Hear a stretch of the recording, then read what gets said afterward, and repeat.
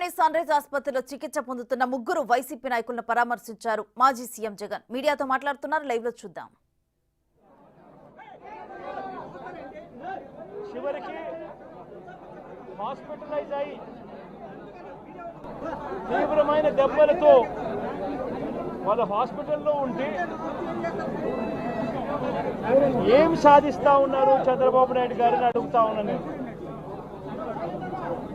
మీరు చేసే ఈ కిరాతకాలు, ఈ దారుణాలు వాళ్ళ ప్రజలు ఏమన్నా భయపడతారనుకుంటున్నారా? ఎవరు భయపడరు. ఇది ఇంకా కోపంగా మారుతుంది. ఇది ఇంకా కోపంగా మారి చంద్రబాబు నాయుడు గారిని, తెలుగుదేశం పార్టీని రెండింటినీ కూడా బంగాళాఖాతంలో కలిపే పరిస్థితులు కూడా దారితీస్తాయి. మామూలుగా ఒక కొత్త ప్రభుత్వం వస్తే ఆ ప్రభుత్వం మీద వ్యతిరేకత రావడానికి కాస్త కూస్త టైం పడుతుంది. కానీ మొట్టమొదటిసారిగా చూస్తూ ఉన్నాం, చంద్రబాబు నాయుడు గారి మీద వ్యతిరేకత అన్నది చాలా ఫాస్ట్గా పెరిగిపోతూ ఉంది. నిజంగా ముఖ్యమంత్రిగా ఉన్న వ్యక్తి గవర్నెన్స్ మీద ఫోకస్ పెట్టాల్సింది పోయి ఏం చేస్తూ ఉన్నాడు అన్నది ఒక్కసారి తనను తాను ప్రశ్నించుకోవాలి అని అడుగుతా ఉన్నా. ఈరోజు రైతులకు సంబంధించి వ్యవసాయం పూర్తిగా ముమ్మరంగా సాగుతూ ఉన్న పరిస్థితుల్లో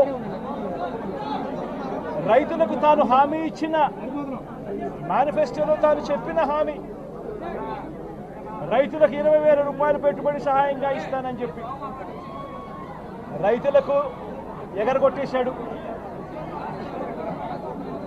ఇవ్వాల్సిన రైతు భరోసా సొమ్మును కూడా ఇవ్వకుండా, ఎక్కువ చేసి ఇస్తానన్న రైతు భరోసా సొమ్మును కూడా ఇవ్వకుండా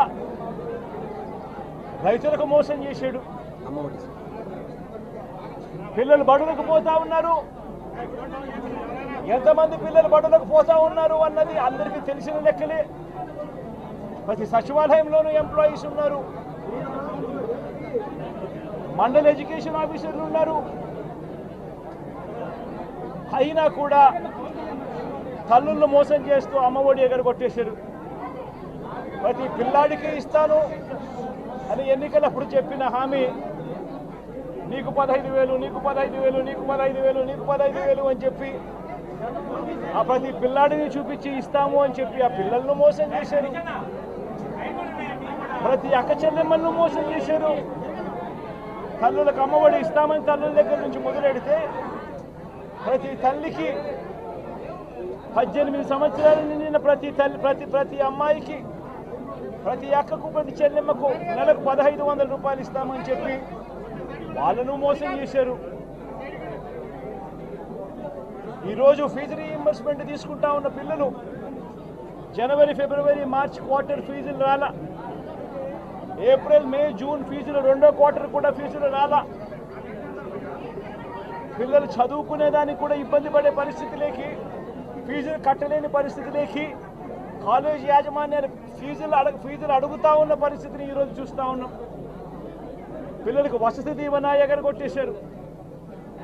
అక్క చెల్లెమ్మలకు సున్నా వడ్డీ కూడా రావాల్సిన సున్నా వడ్డీ కూడా మామూలుగా ఏప్రిల్లో రావాల్సింది, అది ఎగరగొట్టేశారు.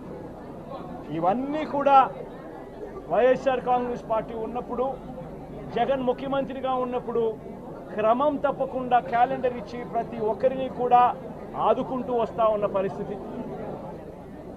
అమ్మఒడి అయితేనేమి, రైతు భరోసా అయితేనేమి, విద్యా దీవెన అయితేనేమి, వసతి దీవెన అయితేనేమి, సున్నా వడ్డీ అయితేనేమి, మత్స్యకాల భరోసా అయితేనేమి, ఇవన్నీ కూడా ప్రజలు మాకెందుకు ఇంకా ఇవ్వలేదు అని చెప్పి ప్రజలు అడుగుతూ ఉన్నారు. వారి గురించి పట్టించుకోకుండా, వారికి చేయాల్సిన మంచి గురించి పట్టించుకోకుండా, స్కూళ్ళను నిర్వీర్యం చేస్తూ, చదువులను నిర్వీర్యం చేస్తూ, హాస్పిటళ్లను నిర్వీర్యం చేస్తూ, చివరికి ఏ ఒక్కరూ కూడా మిమ్మల్ని ప్రశ్నించకూడదు అని, ఏ ఒక్కరూ కూడా రోడ్లు ఎక్కకూడదు అని